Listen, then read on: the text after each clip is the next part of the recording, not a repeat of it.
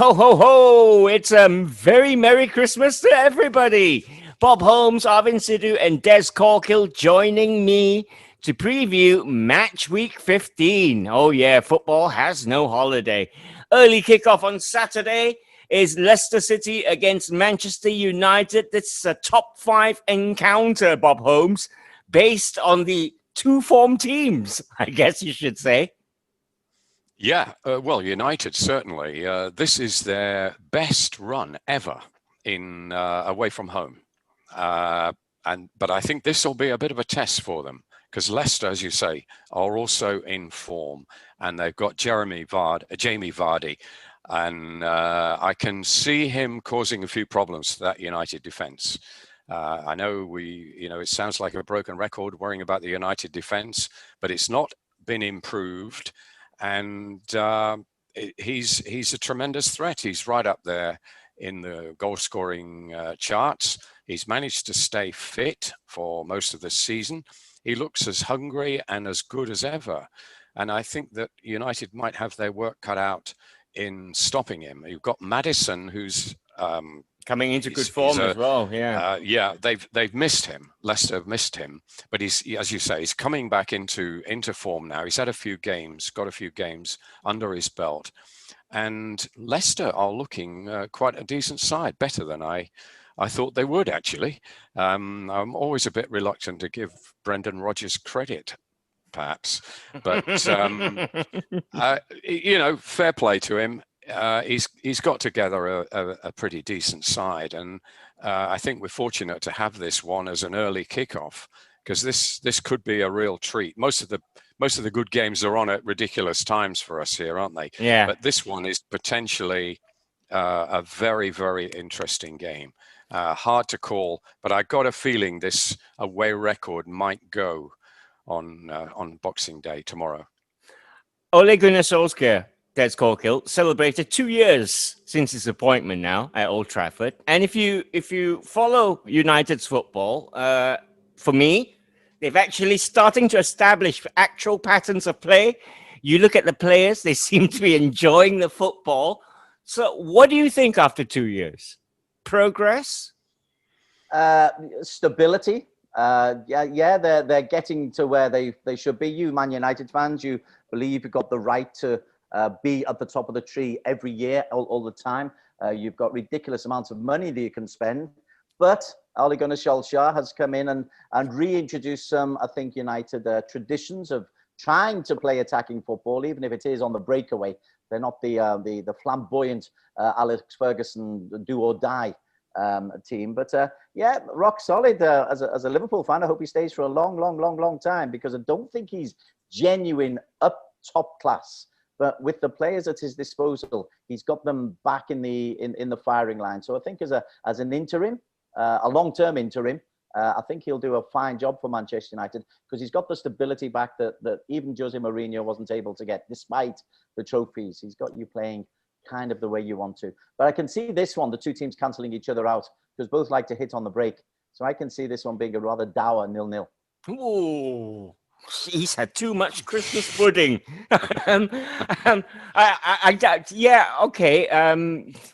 They are more exciting, but great football managers have got to start somewhere, Arvin Sidhu. They got to start with a win somewhere. Now, you can say last season, 3 semi-finals they fell at. So this year, they've got to 1 already. Do you see progression? Do you think 1 win in anything might actually kickstart Ole? It might, because we've seen other scenario of club legends being brought in. Zidane has worked well with Madrid. Guardiola worked well with Barcelona. And before that, nothing, right? Exactly. Pirlo is struggling at Juventus to find identity. I agree with Des that he's brought the culture and the values back to United that seem to have been lost during the Van Gaal and the Jose days, and progression is needed. But after 2 years, 3 years, if he doesn't deliver a trophy, I still feel that at a results-based business that football is in, he won't last, because he's not that top echelon of managers that's available out there, like the Allegris and the Pochettinos. He's sort of below that. But what's helping him this season is the likes of Bruno Fernandes that was not there last season for the whole season, the likes of Cavani that's come in, the likes of Alex Telles who's showing better at left back. So he needs to deliver a trophy. That's why I said that League Cup is so important for United or for Spurs, because they are longing for that trophy. Progress, yes, but it will only be determined by winning something, and hopefully he does in the next couple of years. Or You hope that, Alvin? You hope that? as a football Christmas, follower. yes, football for Christmas spirit. I won't be bad against United today. So Christmas. No way. Nobody wants United to win anything. He's not only just overdone the pudding, a bit on the tipple as well. Up to 6-2. It's the early kickoff then. Leicester City versus Manchester United, Saturday, 8:30 p.m. Arsenal versus Chelsea is a big one. It's 15th versus 5th. It's a Sunday, 1:30 a.m. kickoff, this one. Just 4 league wins for Arsenal this season, Bob Holmes. It seems so weird saying that. Yes, it does. But I don't agree with Sam Allardyce for saying that Arsenal are in the relegation zone. I think that's him. He wouldn't have said that until he took the West Brom job. I think he's just, firing one across the bows there. I think they'll get out of it. And I do think they've been a bit unlucky. I think I said that before. Casting my mind back, I can see countless goalmouth scrambles and flailing Arsenal boots, and the ball just refusing to go in, hitting the woodwork several times, keepers playing out of their skin. And in that regard, I think Arteta had a point. I think they have been unlucky, but I don't think the manager should have said that. I think that's the difference. And I think it's worth mentioning that the guys that have signed the big contracts have not delivered. Yeah. And Aubameyang, I mean, they moved everything to get him to stay. They made him captain, and since he signed, he's hardly had a kick. Never mind score a goal. I think he scored 1 penalty, and I think you need more leadership from him certainly. And Willian, a major disappointment. I thought it was quite a coup for Arsenal to get him. He was great at Chelsea, always gave 150%. And since he's gone to Arsenal, I don't think he's given 75%. So I think there has to be some connection there between the signing of lucrative long contracts and whether you want to break sweat or not. And that goes back to the manager, doesn't it, really? Yeah. He has to handle that. I mean, he's got some big names there, big egos. They played for big clubs, and he's a rookie manager. They know that, and I think they're probably testing him. And it could well be that there are factions rather than the dressing room being totally lost. But it's certainly not a place of harmony, and it's a very difficult period for Arteta here. And I hope he comes through it, because I think he's a pretty good guy. He played football in the right way when he was a player at Arsenal and Everton, and I think he's got his values are right. So I hope he weathers the storm. Opponents Chelsea. Well, they've dropped down to 5th now, Bob Holmes. Spotlight suddenly gone on their big signings. A lot of talk about Kai Havertz and Timo Werner. Werner hasn't found the back of the net for 9 matches now. I mean, is this harsh? I mean, he's also a rookie manager, isn't he, Lampard? So, exactly what Bob said. He managed Derby. He's not a rookie manager. He's been given a lot of money to play with. Exactly. They'll be fine. Timo Werner, I wouldn't worry about him too much. You say he hasn't scored in 9, but he's getting into those positions. You worry about strikers when they don't get into those positions. Giroud has come in, and Tammy Abrahams have filled him. I think Chelsea will be genuinely competitive. Lampard tries to play them down, and he said those 2 defeats say that they aren't as good as the real top boys, but don't be fooled by that. Good players. So as with Man United, good players just assembled in a good way should be able to be competitive. the real manager is able just to tweak that little bit extra. Well, I think we'll find out this season whether Frank Lampard has got that little bit extra. He's been given a lot of responsibility, a lot of money to play with. So long as they're there or thereabouts come April, I think they'll be happy at Chelsea. Then it's really down to whether or not they're able to convert that into a genuine championship charge. Arvin, if Chelsea win this, the pressure on Arteta would be ramped up, wouldn't it? Would be.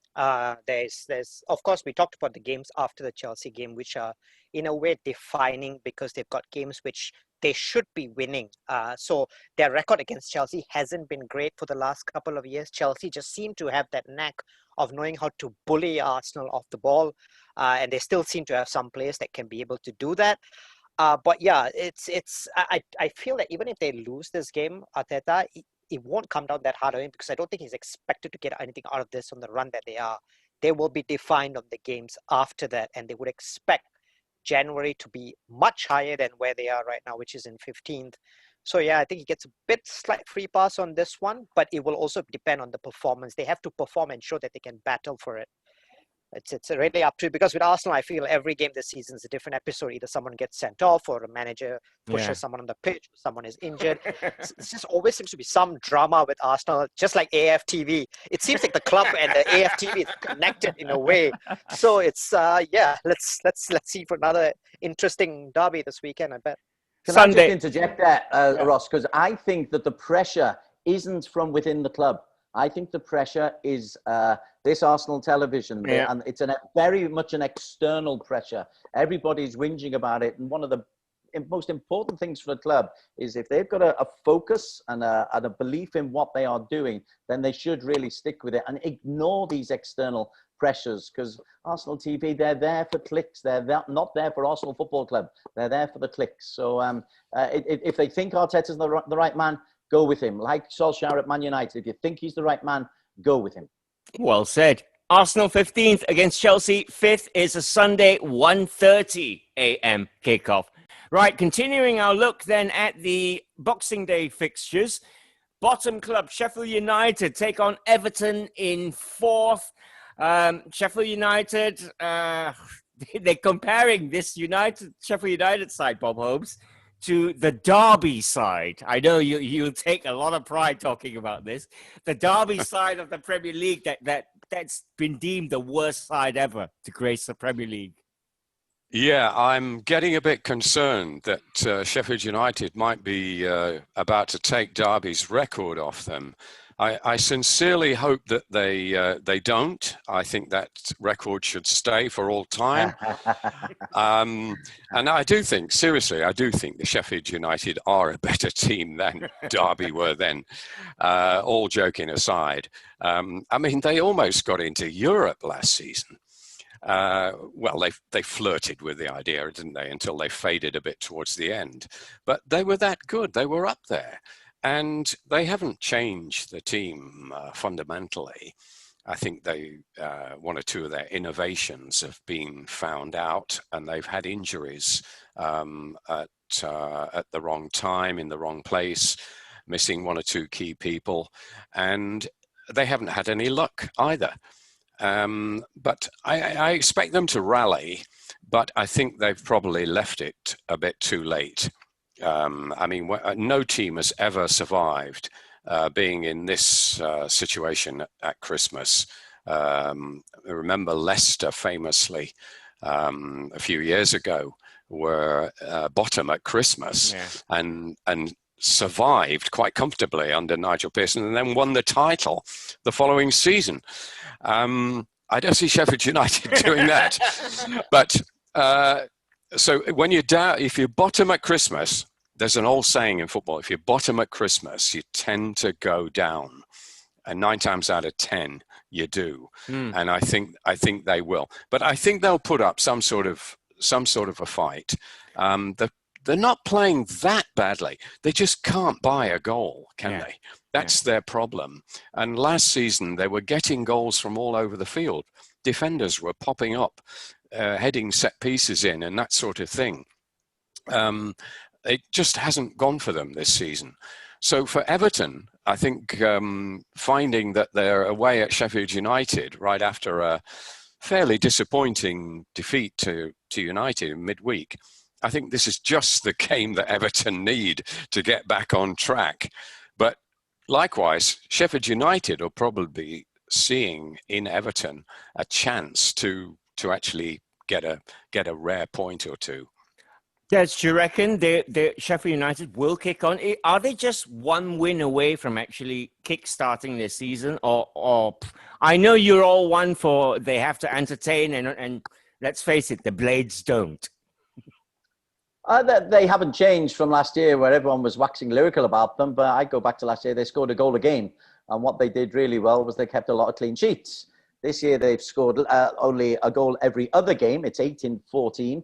And they've conceded 25 in 14. So they're not keeping clean sheets. They're not scoring goals. They haven't changed the way they played. They just had an exceptional run last year. They're not a good side. There aren't players in that side who you think would get into any other team in the top half. If you're leading with Ollie McBurney as one of your main strikers, you're not going to score goals. If you're not getting bodies into the penalty area because you're worried about conceding, you're not going to score goals. I fear this is another derby because their confidence is low. They're conceding sloppy goals now. They'll still fight. They'll still show pride. But no, this could be Derby's record gone. The first single point tally in the whole of the season, I think, is looming. Arvin Sidhu, could this be the weekend to triple captain Calvert-Lewin, maybe? Could be. But the thing is, I was looking at Sheffield United's games and their results. They don't get battered. They don't lose by many. They lose by the odd goal. They lose by 1. They might lose by a 2-1. So they don't get battered. But I feel like what Bob has said, the loss of Dean Henderson was big. Ramsdale has come in and done a relatively okay job. But a player which no one spoke about last season, Jack O'Connell, losing him at the back, someone who does his work efficiently, rarely puts a foot wrong in the game. That's what's really, really troubling them. And it was interesting. I was reading an article about Sheffield United's training. It seems Chris Wilder, his mode of training them is a 5 km run around the pitch and a little bit of coaching, a little bit of organizational shape. There's no coaching or development of players. So the players that you've seen last season haven't gotten better from last season. They've got contract rebels like Lundstrom, who doesn't want to sign a contract. Ryan Brewster's been brought in for a lot of money, but you can't expect a youngster like that to save you from goals. So I'm with Des on this. I feel that the Derby record could go. Derby had more points at this point of the season than Sheffield United does. Oh dear. So yeah, I feel that's one for taking right there. And I feel Sheffield United, but they won't sack him. They revere him over there at Bramall Lane. Chris Wilder will be expected to bring them right back up. So he'll be there towards the end of the season. I'd be shocking if he let go of his job. All right, Sheffield United versus Everton. Sunday, 4 a.m. kickoff. Bottom versus fourth. Everton and Ancelotti will want to try and solidify that top 4 position. Should be interesting.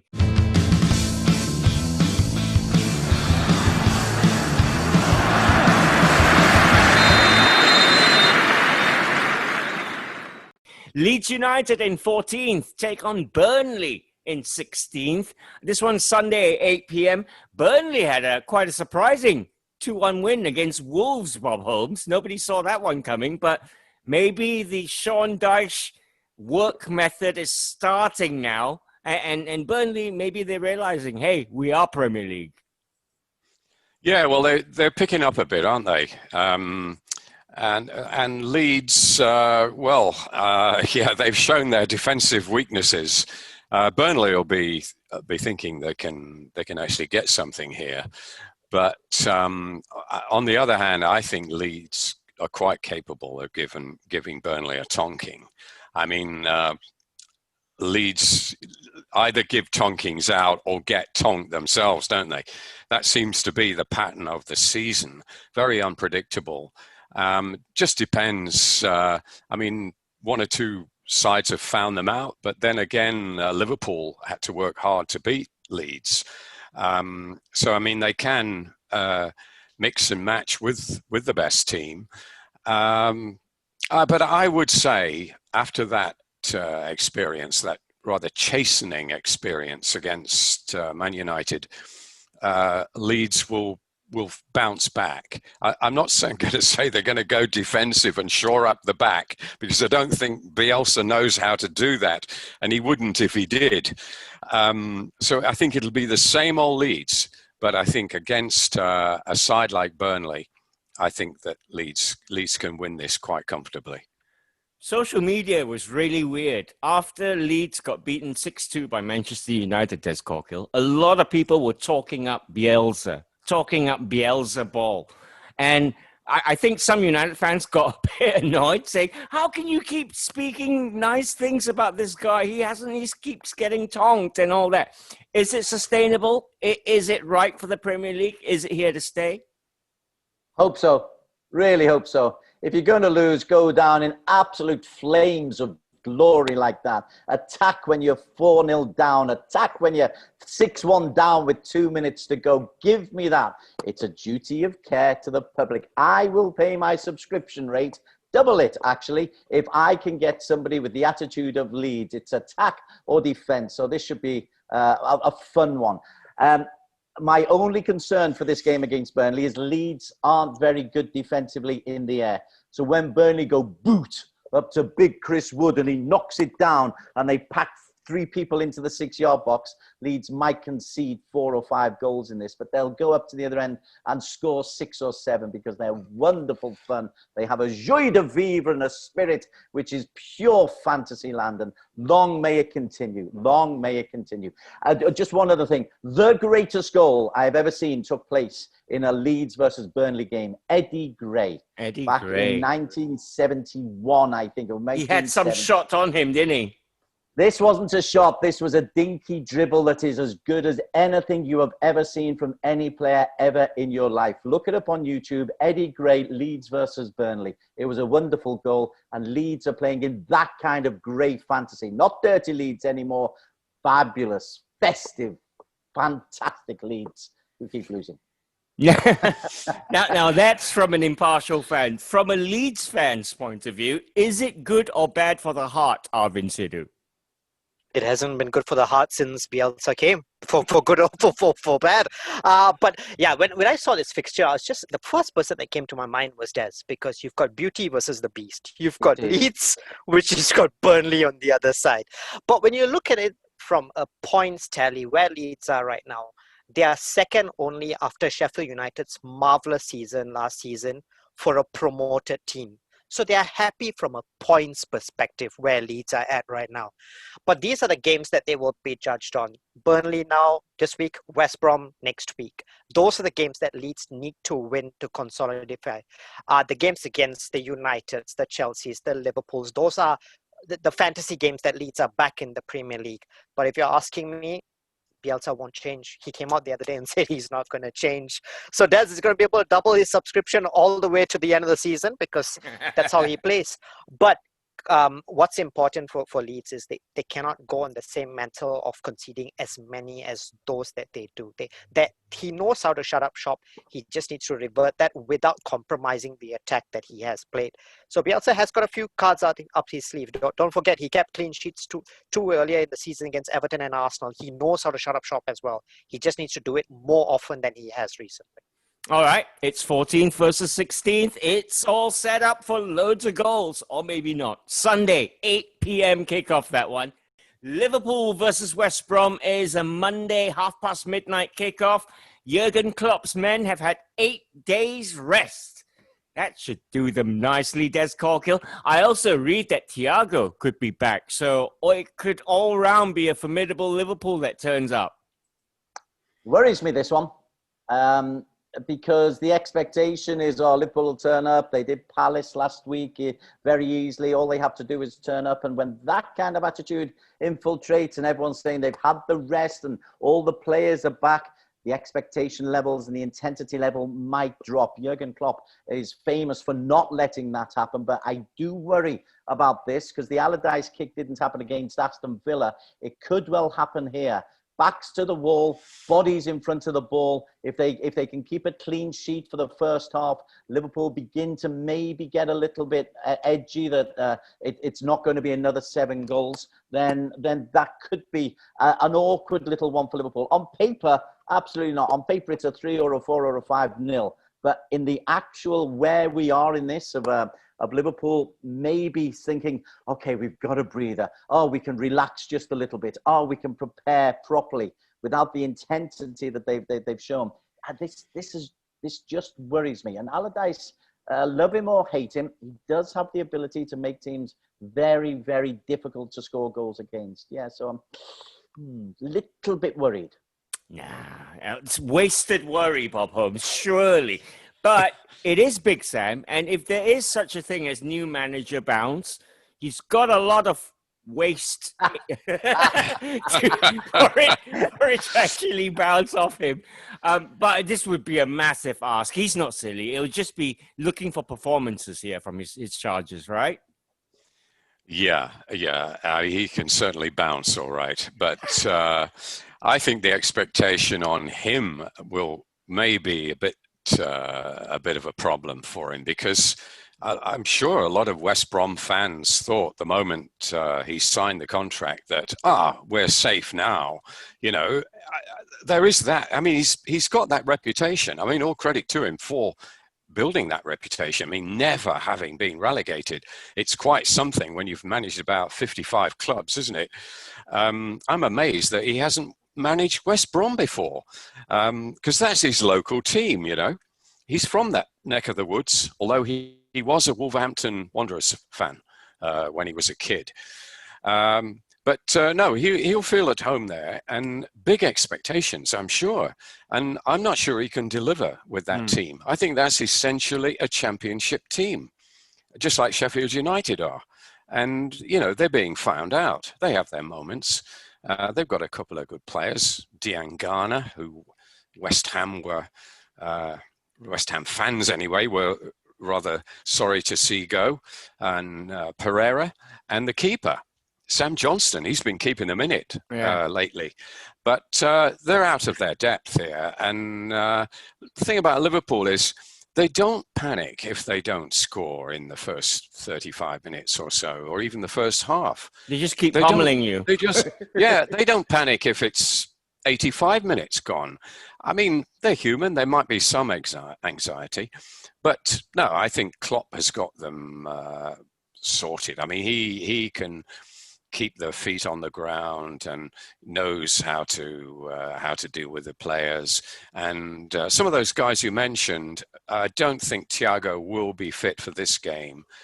He's back in training. I think he's expected to play against Newcastle next week. Now, that's a thought, isn't it? Liverpool bolstered by Thiago taking on Newcastle. That should be something to savour. Poor Steve Bruce. So I don't really see any problem here for Liverpool in this one. Yep. Forget Calvert-Lewin as captain in FPL, Arvin Sidhu. It should be Mo Salah or Mane. Just one little fact. The last time Liverpool lost at home, who was the manager? Sam Allardyce with Crystal Palace. Just one little very interesting bit right there. But yeah, Sam Allardyce has come out and said he wishes he had more time. He wishes this fixture was down the line. I'm like with Bob on this. Besides Diangana, Matheus Pereira is back. He's probably their most skillful player that they have. They will miss Jack Livermore. He got sent off needlessly against Villa the other day. But it's essentially a championship squad. But Sam Allardyce has the ability to make championship squad players play out of their skin. So he's given them a fighting chance. West Brom have a fighting chance, and you will see them tighten up a little bit more at the back. But yeah, interesting bit. The last one to beat Liverpool away was Big Sam with Crystal Palace. So probably giving Des a bit more nerves right now. Because it was about 5 years ago. Another interesting snippet here is that it was Slaven Bilic, who succeeded Big Sam at West Ham. And now it's the other way round. Now it's Big Sam succeeding Slaven Bilic. And you ask West Ham fans who they'd rather have as manager, and you're only going to get one answer, and it's not Big Sam. Good luck to West Brom. Liverpool versus West Brom then Monday, midnight. That one kicks off. It's 1st versus 19th.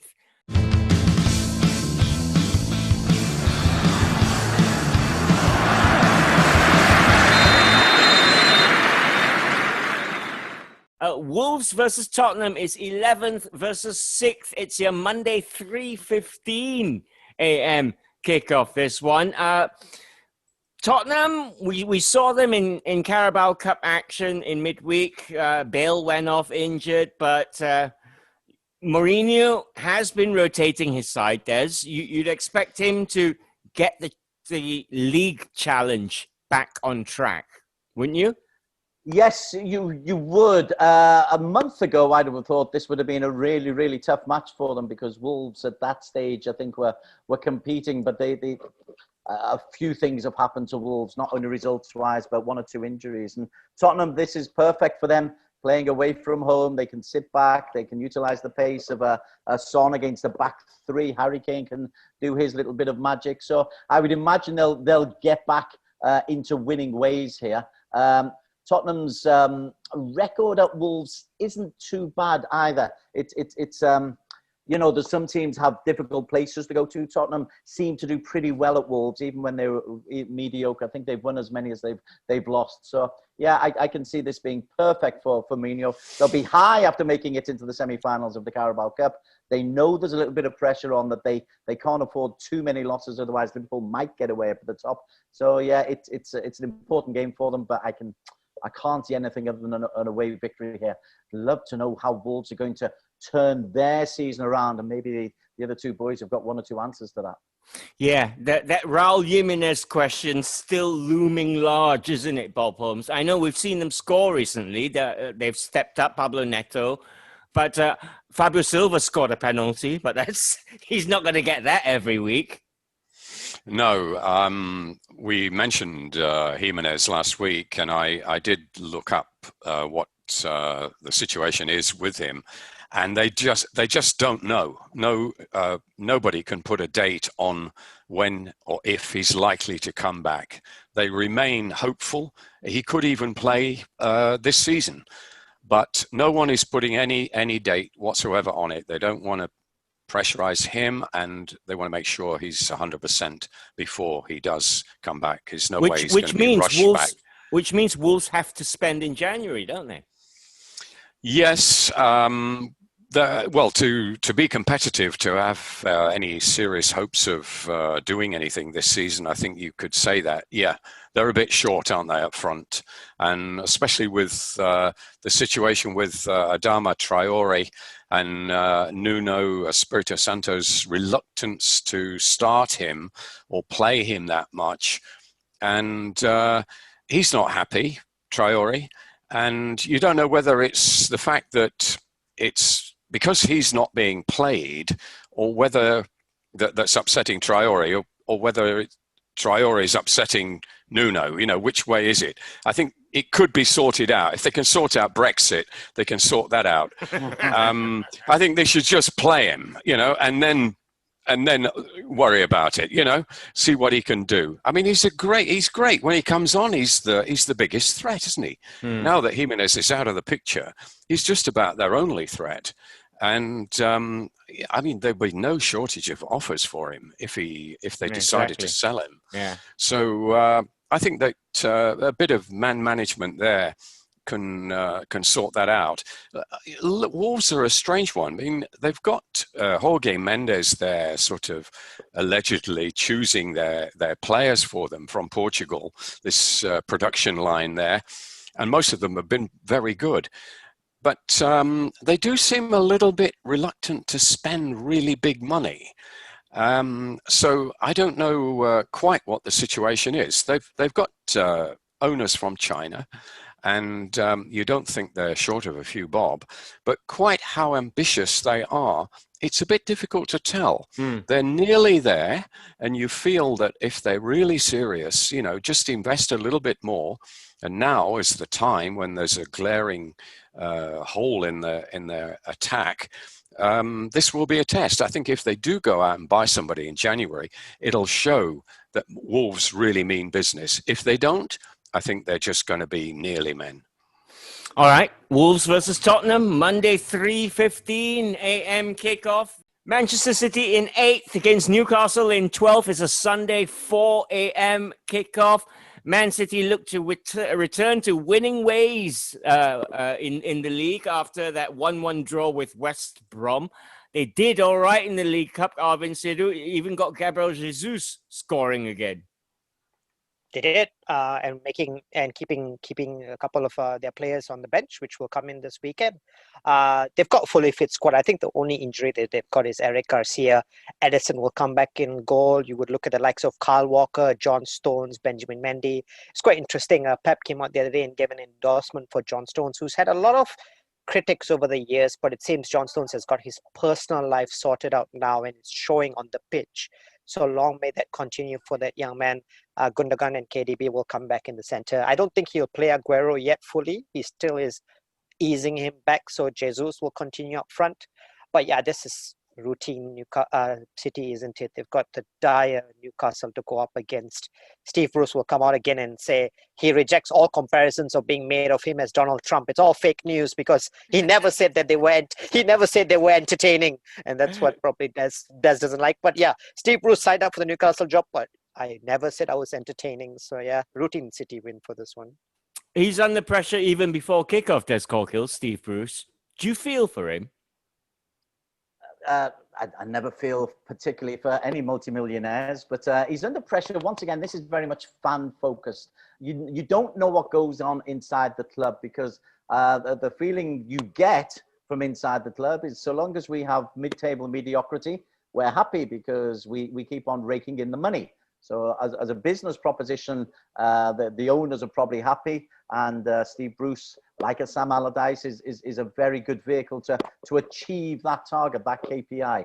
From a spectator point of view, and me getting rid of my hard-earned cash, I'm hating it because they're not trying to win games of football, which is the key. And so if teams don't try to win games of football, I like it when they get spanked. And I think they're going to get spanked against Manchester City because City are back. I don't know though, Bob. West Brom went there and got a point. Wouldn't Steve Bruce use that as the yardstick? Well, he'll need a fantastic display from his keeper if he does, because it was Sam Johnston that kept City out in a frenzied finale, wasn't it? It's only a week ago. I can see it now. I mean, he played out of his skin. City could have actually won that by 5 or 6, with 4 of them coming in the last few minutes. So it was a little bit of a false result, that West Brom point. So, but no, you can't see anything other than a resounding City win here. Sunday, 4 a.m. kickoff. Man City in 8th, where Newcastle in 12th. We all over here in Malaysia fear for Steve Bruce. Other ties, we quickly mention them now. Aston Villa in 9th against Crystal Palace in 13th. Arvin, the Villa, I mean, they're safe this season, which I guess must have been the first thing that Dean Smith wanted to achieve. But where do you reckon they'll finish, and how will they beat Palace here? Oh, they've been excellent since the start of the season. I really think Villa have been really good. 7 wins, 1 draw, losing I think about 4. They are 4 points off Everton, and keep in mind they've got 2 games in hand. So for me, Villa are going great guns. They will definitely better last season of surviving on the final day by that mere point or 2. Ross Barkley is back this weekend. He's so important for them, and it's down to recruitment. They've done recruitment well. So I predict a top 10 finish for Villa because I think they've been going great guns since the start of the season. All right. That one's 11 o'clock against Crystal Palace, Aston Villa. Fulham in 18th against Southampton in 7th, Des Corkill. We're seeing a bit of life from Scott Parker's Fulham. I think they're undefeated in 3, if I'm not mistaken, which is not bad, but it's not too late if they start getting something going, but they need to be winning these type of games.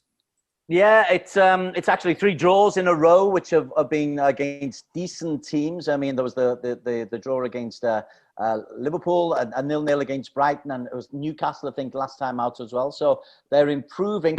they're all actually quite nice to watch. They were very porous at the start of the season defensively. They changed things around significantly there. I like many, I was probably writing them off very early on in the season, but they've tightened up a little bit. They're attractive going forward, and they are in that battle with Brighton, sadly, Burnley, hooray, and maybe Arsenal, though I think Arsenal get out of it, but possibly Leeds in that battle. So any one of those four teams, I think, could well be in the relegation battle. Hope Leeds don't go down, but they could be sucked into it. But Fulham have got a chance to play their way out of it. Yeah, 18th versus 7th. It's a Saturday 11 o'clock kickoff. Brighton, which Des mentioned there, they're 17th, Bob Holmes, Brighton. And the results haven't been going well. We've all been singing the plaudits, saying, yeah, they've been playing quite attractive football, but the results have been pretty bad. And recently they've reverted to old can't score Brighton. Yeah, that's their problem. I mean, they play some quite nice stuff. Graham Potter has been earning praise for, changing them from the days of Chris Hughton when they were a bit dour. But they can't finish. And I wouldn't be surprised if they didn't go and buy somebody in the transfer window, which is coming up. I think they may need that insurance to survive. Most clubs do. I mean, you're looking at, you mentioned Southampton. Well, they're a class above Brighton and these relegation teams, but without Danny Ings, for example, I think their results might start to dip. You've got somebody like that, it can keep a side several places ahead, above their natural position in the table. And they haven't got that, Brighton, and I can't ever remember when they did have it. No. What would they give for a striker?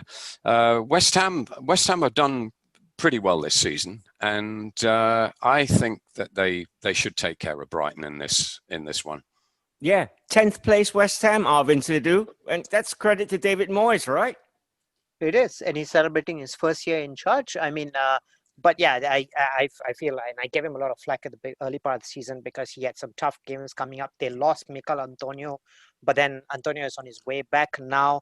Sebastian Haller, and I listened to a lot of West Ham fans. They as wonderful as you see as a bicycle kick, he's not really the striker that they need. So David Moyes has done well. This is potentially David Moyes's second best tenure after Everton. Forget the United, forget the Real Sociedad. I even forget his Preston North End. He's doing good things at West Ham. So credit to him. He said that they won't buy anyone in January because I don't think they need anyone in January. Jared Bowen is really growing into a player that they need as well. So yeah, encouraging signs for David Moyes. Not often we say that, but credit where it's due. Yeah, 10:15, that one kicks off, West Ham against Brighton. And there we have it. That's your match week 15, all wrapped up nicely. That's our Christmas present to you. I've got to thank the guys, Arvin Sidhu, Bob Holmes, and Des Corkill. A very Merry Christmas, and thanks, guys. Ho, ho, ho.